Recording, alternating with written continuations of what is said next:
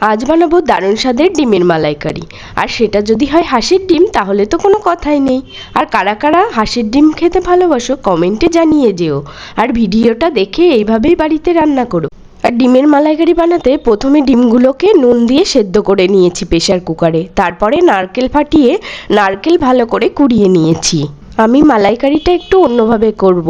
আমি নারকেলটা কুড়ানিতে করে কুড়িয়ে নিচ্ছি, তারপরে পেস্ট করে নারকেলের দুধ বার করে নেব। এদিকে ডিম সেদ্ধ হয়ে ঠান্ডা হয়ে গেছে, এবার খোসা ছাড়িয়ে নিচ্ছি ভালো করে। তারপর ছুরি দিয়ে চিড়ে চিড়ে নিয়ে নুন, হলুদ আর একটু কাশ্মীরি লঙ্কার গুঁড়ো মাখিয়ে নিচ্ছি। ডিমের কালারটা সুন্দর আসার জন্য আমি কিন্তু কাশ্মীরি লঙ্কার গুঁড়ো ব্যবহার করেছি। এবার কোড়ানো নারকেল গ্রাইন্ডারে দিয়ে ভালো করে পেস্ট করে নেব।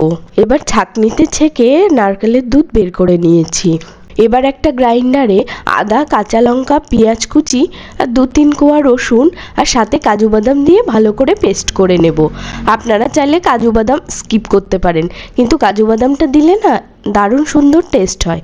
আমি মালাইকারিতে দিয়ে দেখেছি কাজু বাদাম দিলেই বেশি ভালো লাগে। এদিকে দেখুন আমি ডিম ভেজে তুলে নিয়েছি। ডিম ভেজে তুলে নেওয়ার পর গোটা গরম মশলা ফোড়ন দিয়েছি হলো এলাচ, লবঙ্গ, দারচিনি।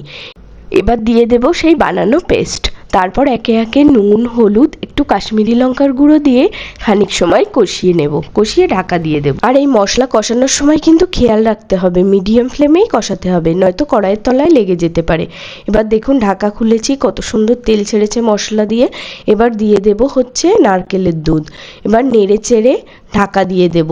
ঢাকা দিয়ে খানিক সময় রান্না করব। তারপর ঢাকা খুলে দিয়ে দেব আরও একটু নুন আর চিনি। তারপর সেই ভাজা ডিমগুলো ওর মধ্যে একে একে দিয়ে দেব। দিয়ে খানিক সময় ফুটিয়ে নিলেই রেডি ডিমের মালাইকারি। আর সবশেষে দিয়ে দিলাম একটু গরম মশলা গুঁড়ো। আপনারা তো ভিডিওটা দেখলেন আমি কিভাবে ডিমের মালাইকারি রান্না করি। আপনারাও কি এইভাবে রান্না করেন? ভিডিওটা দেখার জন্য সকলকে অসংখ্য ধন্যবাদ।